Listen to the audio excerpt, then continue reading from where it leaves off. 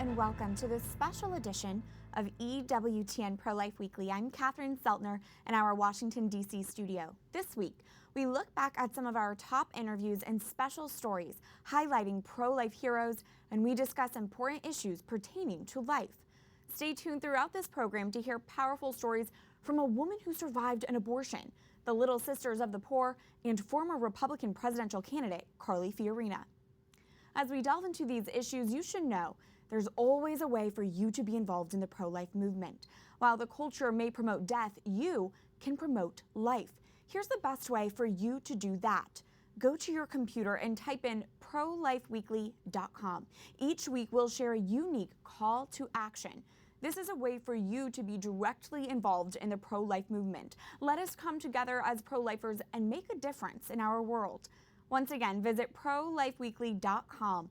We also suggest you like and follow EWTN on Facebook and Twitter to stay on top of the latest pro-life news, and follow the Susan B. Anthony list, the pro-life group we team up with for EWTN Pro-Life Weekly. He used to believe he was helping women, but now one Catholic doctor realizes performing abortions only created more brokenness. We revisit the radical conversion story of a former abortionist who now leads the largest fully pro-life OBGYN in the United States. Tepeyac OBGYN, how can I help you? Located in Northern Virginia, Tepeyac Family Center is a first-class pro-life medical facility. I heard about Tepeyac from a friend. This will be the second pregnancy with this practice. So let's see how you're doing. Christine Silva has been a patient for over 20 years. She chose Tepeyac because she felt her Catholic faith wasn't respected by her previous doctor. He just started listing all of these different contraceptives, and he finished and he looked at me and he just asked again. He's like, so what can I prescribe for you? And I just looked at him and I was like, doctor, we practice NFP, I'm not gonna use contraception. And he actually laughed and said, okay, I'll see you back here 6 months pregnant again. And that was the end of the visit. With 5 providers and a physician assistant, Tepeyac is the largest fully pro-life OBGYN in the U.S. But its founder, Dr. John Bruchalski, hasn't always practiced life-affirming medicine. Though raised Catholic, Bruchalski gave in to what the medical school system preached and performed abortions as a young doctor.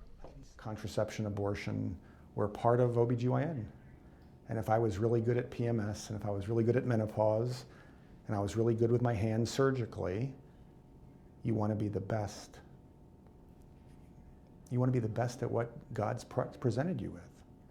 And in this day and age, sadly, you had to provide abortion care.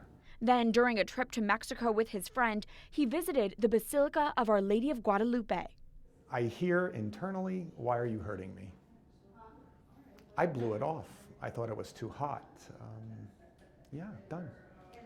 Why are you hurting me? Well, I was already a medical student heading down this road. It didn't make any sense to me at the time, but I refused. My heart was getting hardened. He went back to the U.S. and continued to perform abortions. But after going to a second religious pilgrimage, Bruchalski claims he heard Mary again. Johnny, practice excellent medicine. Be the best doctor you can be. See the underserved as best you can in your daily work. Follow the teachings of my son's church as found in scripture and tradition. So definitely the baby's head is right there. Mm-hmm. He went to confession, stopped performing abortions, and founded the pro-life OBGYN with the Marian-inspired title. Tepeyac is named after the hill of Tepeyac, where Our Lady of Guadalupe appeared to St. Juan Diego in 1531. The OBGYN even has a chapel inspired by our Holy Mother.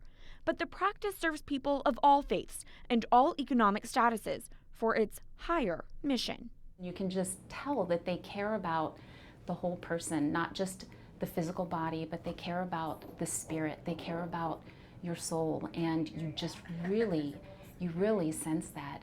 Scary for number 4? Yes. What a powerful conversion story. Our Lady of Guadalupe, pray for us. When we speak up for the pro-life movement, we are being a voice for the voiceless. But that does not apply in the case of this next story. We bring you now the story of a woman who survived an abortion attempt, and she can boldly speak for herself. Weighing less than 3 pounds, Melissa Ohden was born beating the odds. She is a survivor of a failed saline infusion abortion. God did have a plan. It's a procedure that injects a toxic salt solution into the amniotic fluid surrounding a preborn child. Cared for by NICU nurses at first, baby Melissa was soon adopted into a loving home. Now, Ohden is a wife and mother, a Catholic convert, and a pro-life advocate, with speeches spanning from pregnancy centers to Capitol Hill. I'm here today to share my story to not only highlight the horror of abortion taking place at Planned Parenthood, but to give a voice to other survivors like me. It's a journey detailed in her new memoir, You Carried Me, released this month. Melissa recounts a series of tough truths, including when she, as a teenager, learned about the abortion attempt on her life. To be 14 years old, it absolutely devastated my life. And I think like so many young people, right, I didn't want anybody else to know how much I was hurting. So Melissa turned to what she calls her unholy trinity of coping mechanisms: bulimia, alcohol, and sex. People often ask me, how did you ever come out of that? And I always say it really wasn't me. It wasn't. It was the grace of God that saved me. And I had to be willing to wake up and every day say, you know what, I'm not going to do that today, right? The focus of the memoir continues onto Melissa's search for her birth mother as she wonders whose blood runs through my veins. She discovers her birth mother was a 19-year-old college student pressured to get an abortion.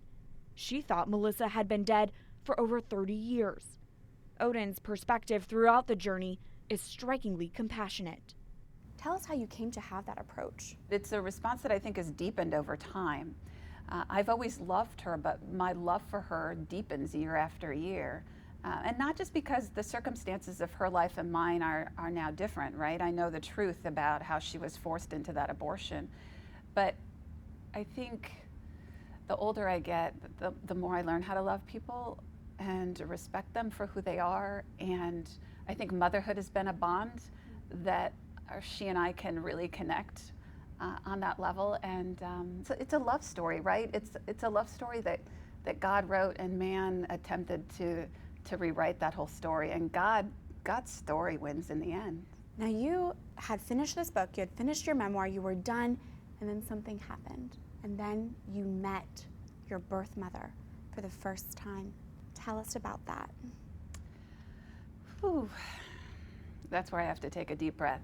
After everything I've gone through in my life and my healing from it, my tears are not tears of pain. My tears are just tears of incredible gratitude, right? I was not expecting to meet her in the course of the last few months. We have spent years getting to know one another, build trust, uncover secrets together. And so we met face to face for this first time early this summer. And I guess the short version of that would be it was everything I ever could have expected and more. To know that she spent over 30 years of her life believing that I had died at the hospital, how she suffered from immense regret and guilt. And then to have the opportunity to know that her child is alive and loves her and has forgiven her, and then get to meet face to face. Yeah, my excitement was for her probably more than me, but it was life-changing. I will never forget the moment that I saw her and we got to embrace, and I think the words that came out of my mouth was, "It's been a long time." You can order Melissa's book, You Carried Me, on EWTN's religious catalog at EWTNRC.com. The Little Sisters of the Poor serve the elderly's neediest in over 30 countries, but now the women religious are turning to the young as they take on a new initiative. And lead us not into temptation, but deliver us from evil. Donning their signature gray habits, the Little Sisters of the Poor are champions of care for the elderly who need them most. Oh, wonderful. You were a hard-working mother, weren't you? Yeah. They've been in the spotlight recently for facing off against the Obama administration in the nation's highest court. The sisters say they cannot in good conscience allow their health care plans to provide contraceptive services, something that's required by the Affordable Care Act. Their Supreme Court case was sent back down to the lower courts last year. Our case, it's not completely resolved. So I would just ask anybody who hears this interview to continue to pray. Inspired by the court's hopeful action, the Little Sisters are now taking on a new cause with a giant mission: bring the young and old together to build up the culture of life. We haven't had a meeting of Youth and Aged in a little while. Sister Constance Veet teamed up with Janice Clark, a musician and consecrated virgin, to create Youth and Aged for Life as a response to some disturbing life trends. Euthanasia is becoming more and more accepted, and I thought how interesting to turn that on its head, to say no, we don't need euthanasia. We need Youth and Aged coming together in a partnership of love and prayer for a culture of life. The Youth and Aged meetings go like this. The young and old join together to hear pro-life updates. The DC Council passed assisted suicide by 11 to 2. It wasn't even close. Hail Mary, full of grace, Pray the Rosary. and blessed is the fruit of thy womb, Jesus. Sing. And finally, to socialize. The group's founders say that intergeneration interaction is key for our culture. I think today, because families live so dispersed across the country, a lot of kids might not have regular contact with their own grandparents, and so they don't really have an experience of older people. The children need the elderly, and the elderly need the children, and the human family needs them as bookends. They're the bookends of the family, they're the bookends of life. It's a life-giving truth they want to spread far and wide, so they put Clark's musical gifts to good use.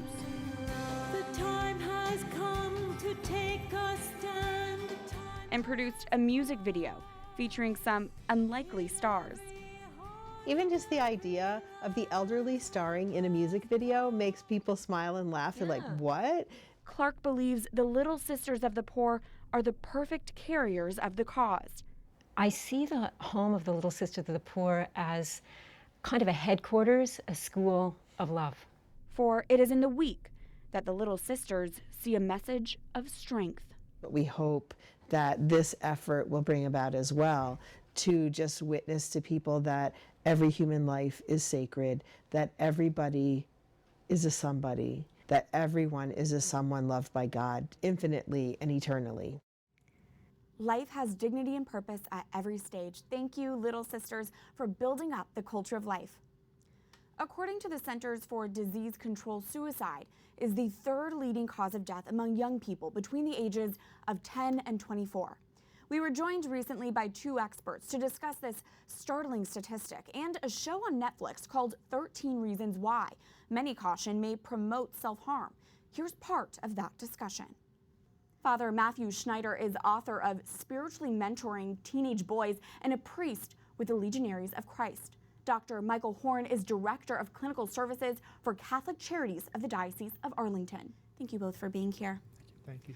Now, my teenage years are still fresh in my mind. They were less than a decade ago. Let's talk about the unique struggles facing teens and high schoolers today. What are they grappling with, and what might make them vulnerable to a show like 13 Reasons Why? Well, I think the biggest difficulty that teenagers are facing today that maybe, 20, 30 years ago when we had our teenagers, we didn't really face, was all this technology, which can be very helpful, but can also create a kind of social isolation. Mm-hmm. Because one of the great things about human life is all our social relationships, mm-hmm. in person, talking to your grandma, visiting your grandma, things like that. And if everything is done over mediated by the technology, you lose some of that. Personal interaction. Absolutely. I think that we're more isolated, and even families are spending quality time staring at tablets. We're losing those genuine encounters that are really essential to health and flourishing.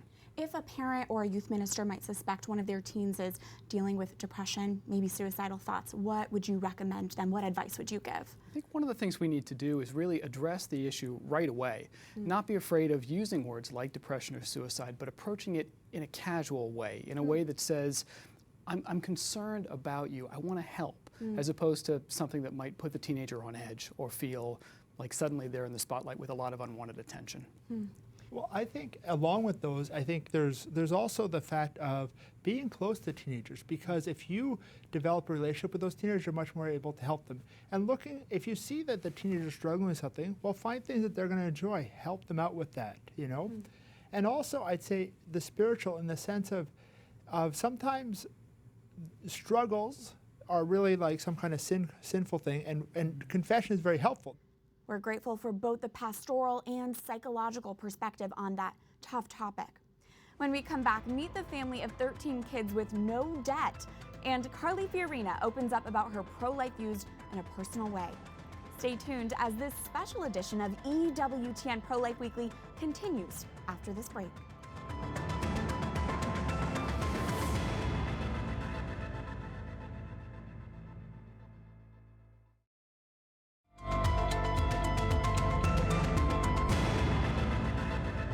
Welcome back to this special edition of EWTN Pro-Life Weekly, where we are revisiting some of our top interviews and special stories on life.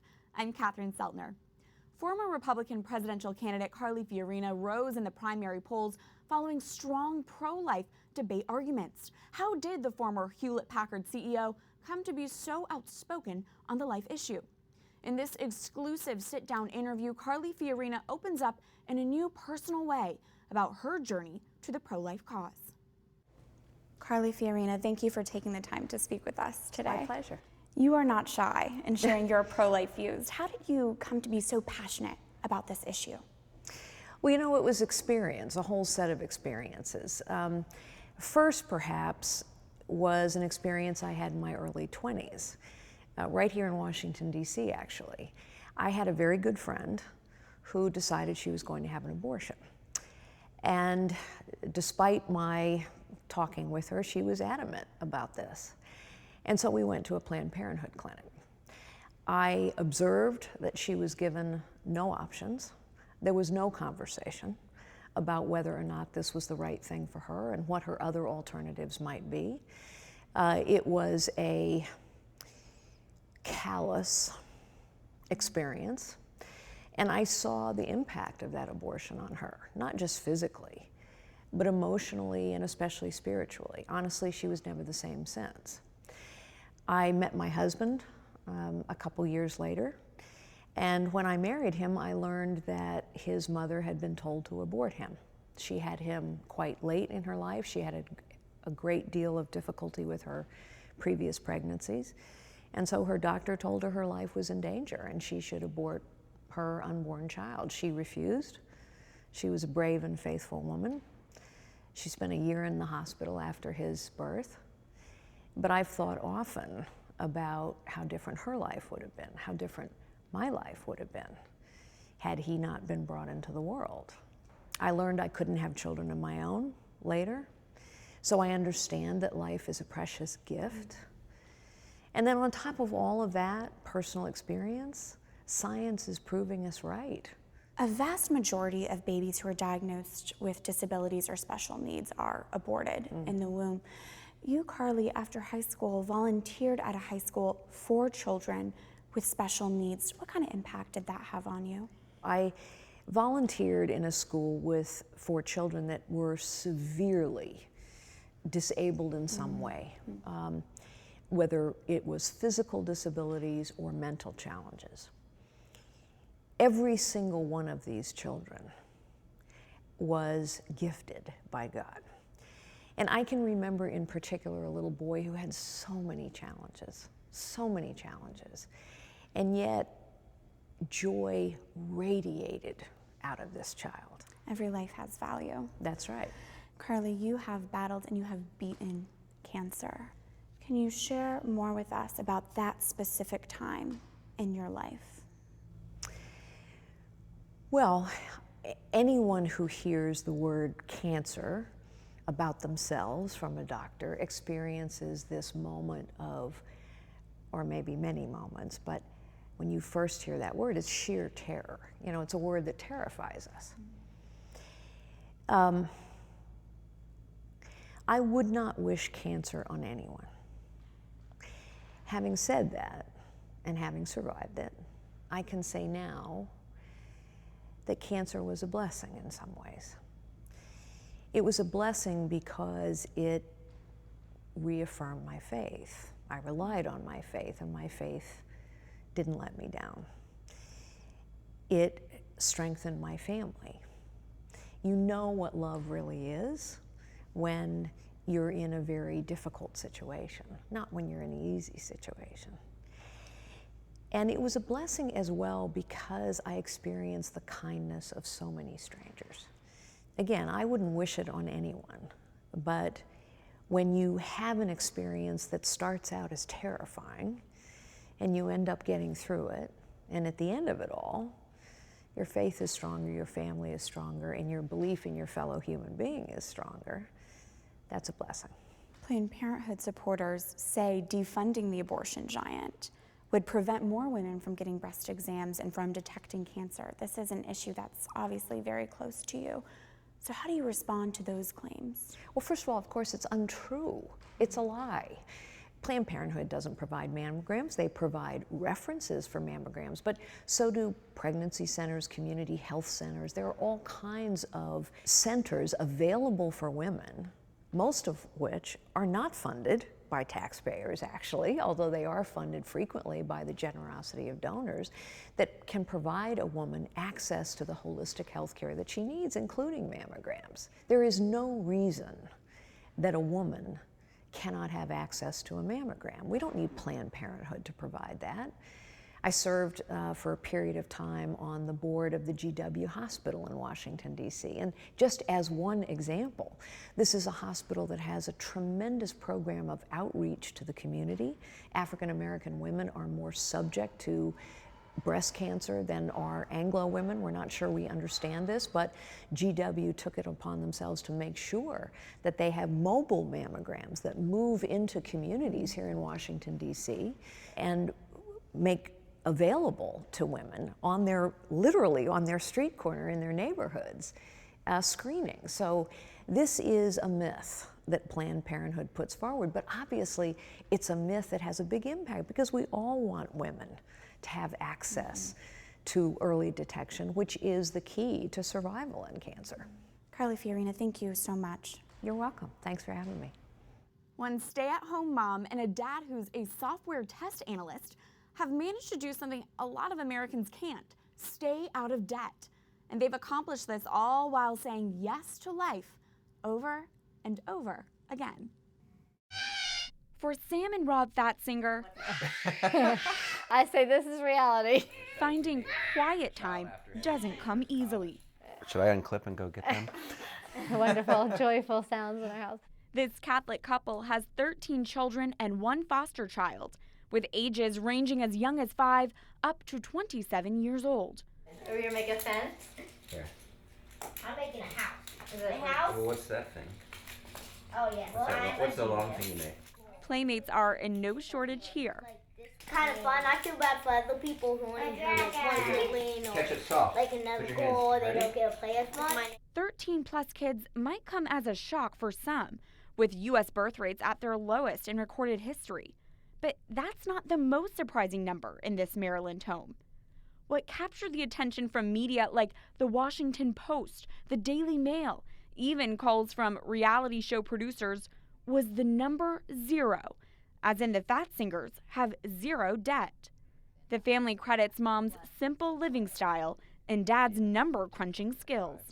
I've always been interested in, well, money, but in finances and numbers. I worked at a bank in college, and then when I got out, and Sam's good about not the number part, but she doesn't like to shop or want anything fancy or doesn't have expensive tastes. They even paid off their home in just over 12 years. At first I was like, this huge, oh my gosh, this is amazing. And then I was like, hey, wait a minute. You know, I've been pinching pennies and trying to get cheap cuts of meat and using cloth diapers, and you've paid our house off? Like you've been hiding money from us? But then I was so grateful and I was so proud. The Washington Post calls them the Einstein of economical because they've perfected the formula to get their kids an undergraduate degree on a bargain. 2 years of community college, because it's about half the price. The tuition's half the price, and you can transfer to any Maryland state school. Their children also know not to expect a handout, and so far, they're all graduating without debt.